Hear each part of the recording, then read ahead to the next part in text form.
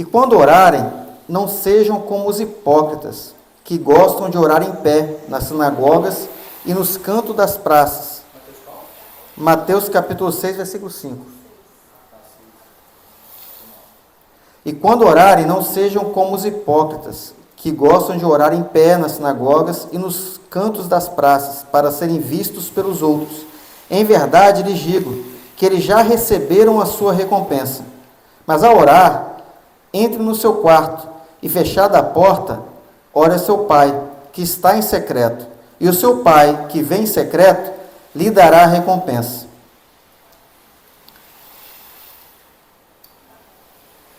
Vamos avançar mais um pouquinho. E orando, não usem vãs repetições, como os gentios, porque eles pensam que por muito falar serão ouvidos. Não sejam, portanto, como eles, porque o Pai de vocês sabe o que vocês precisam antes mesmo de lhe pedirem. Amém.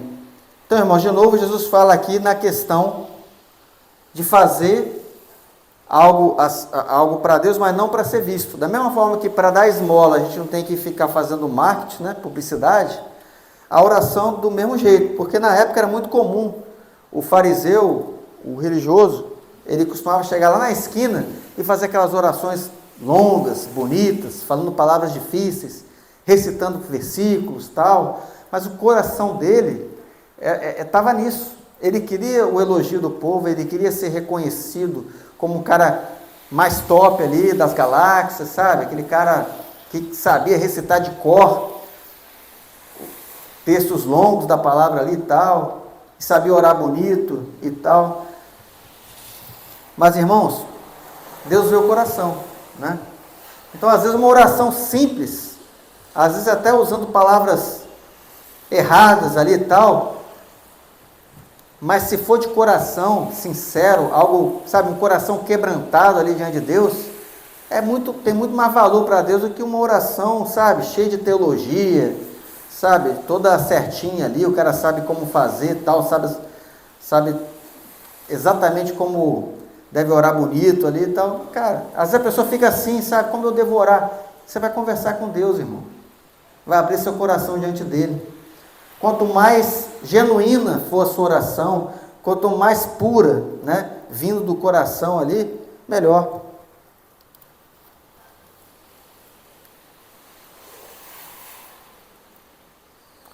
E também, então ele fala assim, vai no secreto, e o seu pai que te vê em secreto, ele vai te recompensar.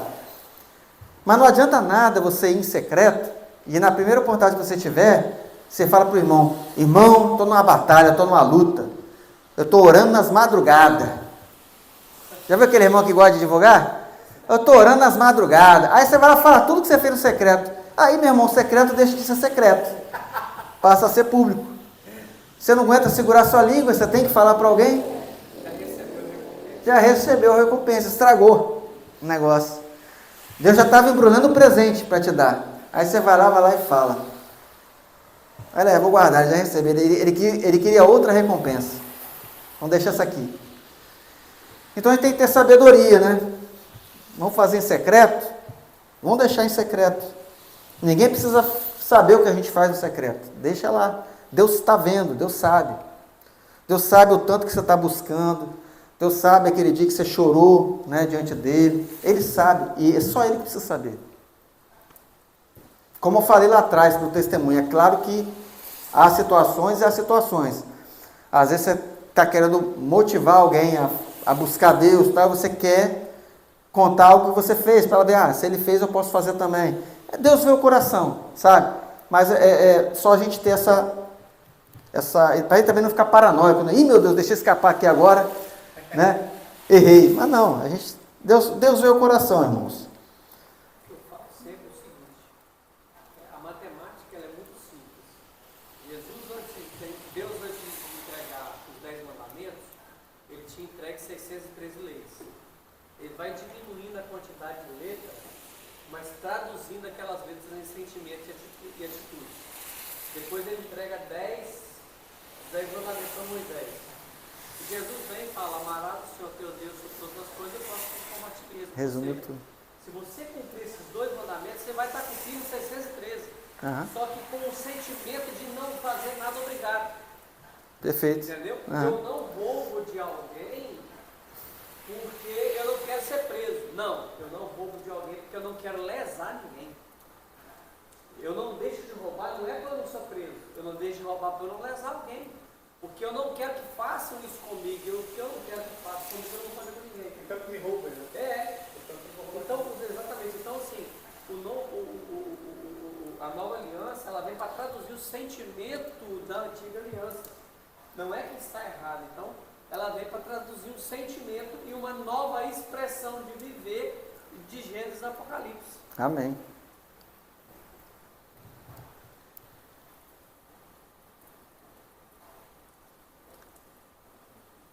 Agora sim, vamos lá em Lucas 18.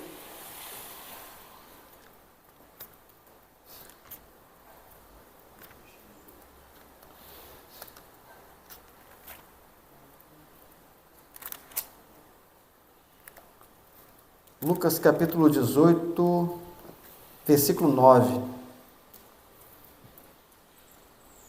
De novo um publicano aparecendo aqui, né? O fariseu e um publicano. Mas dessa vez o publicano tá fazendo direitinho. Vamos ver aqui, ó. Jesus também contou esta parábola para alguns que confiavam em si mesmos, por se considerarem justos, e desprezavam os outros. 2 homens foram ao templo para orar. Um era fariseu e o outro era publicano. O fariseu ficou em pé e orava de si para si mesmo, desta forma: ó Deus, graças te dou, porque não sou como os demais homens, roubadores, injustos e adúlteros, nem ainda como este publicano. Jejuo 2 vezes por semana e dou o dízimo de tudo que ganho.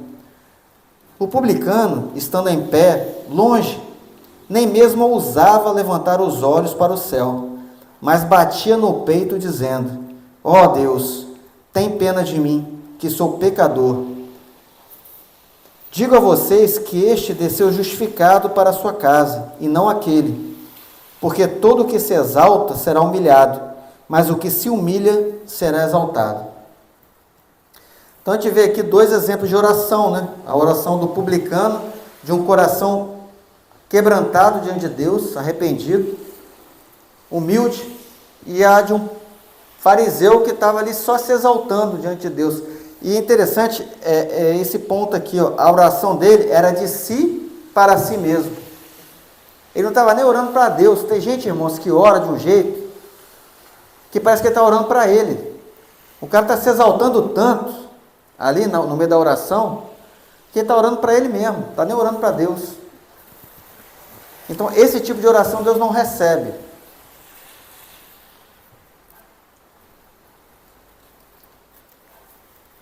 Voltando aqui para Mateus 6.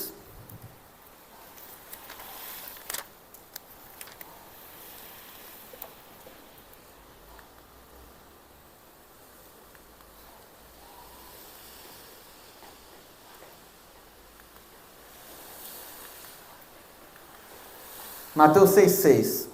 Mas ao orar, entre no seu quarto e feche a porta.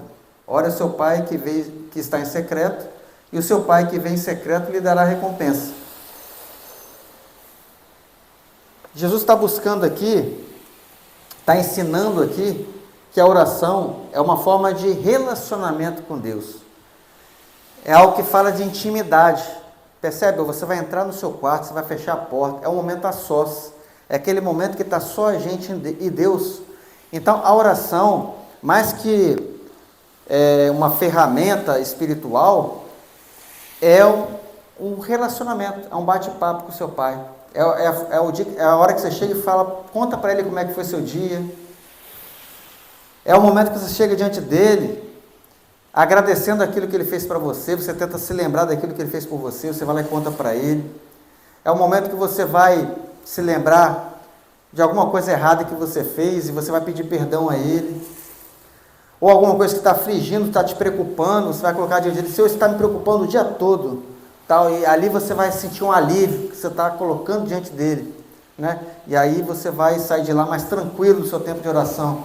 Então, oração é relacionamento, irmãos. É você estar diante do seu amigo ali, conversando com ele.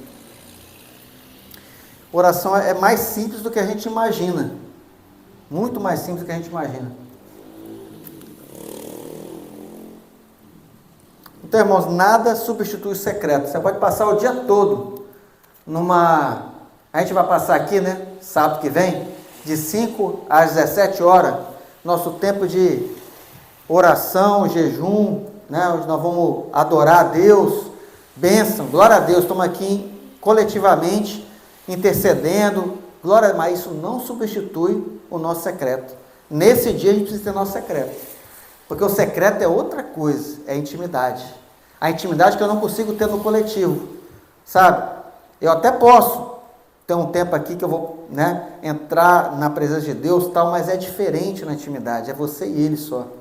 Tem coisa, irmão, que tem coisa que só acontece na intimidade, não vai acontecer, sabe, publicamente. Tem coisas que Deus quer falar com você, você quer conhecer os segredos de Deus, busca ele na intimidade. Porque ele só vai revelar os segredos para aqueles que são íntimos dele. Sabe, você olha assim, né? Meu Deus, esse cara tem uma revelação, né? Deus revela um negócio para ele, mas é ter intimidade com Deus, cara. Busca Deus no secreto.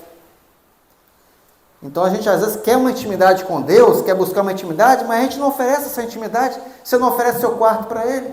Como é que você quer intimidade com Deus? Né? Senhor, eu quero te ouvir na intimidade, eu quero ser íntimo teu. Tem até música assim, né? Quero ser íntimo teu. Tal. Mas você quer mesmo?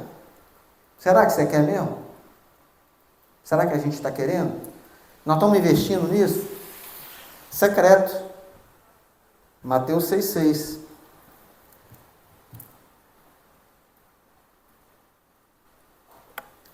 Deixa eu avançar aqui. Estou finalizando já, tá, irmãos? Só falar sobre vãs repetições. Quando Jesus fala para não usar vãs repetições, ele fala para que a nossa oração não seja uma oração mecânica. É aquela repetição que é vã, não vale de nada, porque às vezes você está falando aquilo, nem você está prestando atenção no que você está falando. Tem gente que vai orar, irmãos, Deus até já conhece a oração dele. Ele vai falar comigo a mesma coisa que ele falou ontem, porque é igual, já virou mecânico. Então, de novo, oração é um bate-papo, é uma conversa com Deus. A gente não pode cair no erro de tornar esse momento um momento mecânico, porque não é esse o propósito. Tem que ser algo que vem do coração. Não chega diante de Deus com uma oração decorada, não, irmão. Os fariseus, eles faziam isso na época também. Eles tinham aquele negócio de... Eles estavam tratando a oração, às vezes, como um mantra. Eles faziam um negócio ali para relaxar a mente, para entrar num negócio ali e tal, e ficava repetindo. Isso não agrada a Deus, não. Deus não tem Alzheimer, ele não vai esquecer o negócio que você falou com ele ontem. Você não precisa repetir. Né? Uma coisa que sempre me perguntam sobre, ou pelo menos já tive a oportunidade de me perguntar sobre essa questão de repetir. Às vezes a gente tem uma demanda que é pessoal ou familiar, e é algo muito importante para a gente. E você ora mais de uma vez? Oramos, sim, oramos diariamente. Diariamente. Não, eu também. Não, mas aí é o seguinte, é o bater na porta, exatamente. Aí é o seguinte... A parábola daquela viúva, né? Faz justiça, Senhor. Sim. Faz justiça, Senhor. Não, é diferente, mas não significa que você também vai chegar com as mesmas palavras, que nem um robô. Quando você insiste em algo, né, você está colocando diante de Deus, isso é legal porque é uma forma de você fortalecer sua fé. Porque quando a gente ora para Deus, na verdade, irmãos, Deus já conhece todas as nossas necessidades. Ele sabe de tudo que a gente precisa. Se fosse para fazer, tipo assim, passar informação para Deus, a gente não precisava orar. Ele já conhece, ele sabe. Só que quando a gente ora, na verdade, a gente está lembrando a gente. Quando eu coloco diante de Deus aquilo ali, eu estou me lembrando de novo que aquilo está aos pés do Senhor. Eu entreguei para Ele, eu posso descansar nele. Eu estou com esse problema, mas eu sei que esse problema não está à deriva, não. Eu coloquei diante do meu Deus. E aí, quando eu vou amanhã diante dele e coloco isso de novo, eu estou reforçando a minha fé. Porque se a gente não ora em relação àquilo, a gente vai perdendo a fé. Você começa a não acreditar mais que vai acontecer, sabe? Você desiste, exatamente. Então, é exato. Tem um texto que fala: pedi e dá-se-vos-á, buscai e achareis, batei e abri. Exatamente. Então, é um processo de busca. E é muito simples quando você olha isso em um prisma de paternidade. Quando a Keren quer alguma coisa, a primeira vez que ela fala assim: pai, você me dá isso? Ela fala assim: pai, estou precisando desse negócio. Essa é a primeira maneira dela pedir. Na segunda, ela já vem com um cheirinho, com um abraço. Ô pai, você sabe que eu estou precisando disso, não sei o quê. Na terceira, ela já vem com um discurso maior. Então, se você olha a questão de pedir, de orar e buscar algo em Deus com o prisma de paternidade, você vai entender isso com muita facilidade. É só olhar os nossos filhos, a maneira com que eles pedem. Sim. Primeiro ele fala que está precisando, depois ele pede com um cheirinho, depois ele pede de uma outra maneira, depois ele traz um presentinho, depois ele faz um agrado. Então, assim, é a maneira de você chegar para poder buscar algo de Deus, entendeu? É uma forma de você declarar: Deus, eu continuo confiando no Senhor. Né? Você continua declarando a sua confiança nele. Então, assim, não é nessa questão, né? O vãs e repetições é no sentido realmente de uma oração decorada, sabe? Algo mecânico. Amém, irmãos? Eu vou parar por aqui, a gente vai continuar falando de oração um pouquinho mais na próxima aula. Obrigado por assistir até aqui. Deixe o seu like, que isso ajuda bastante o canal.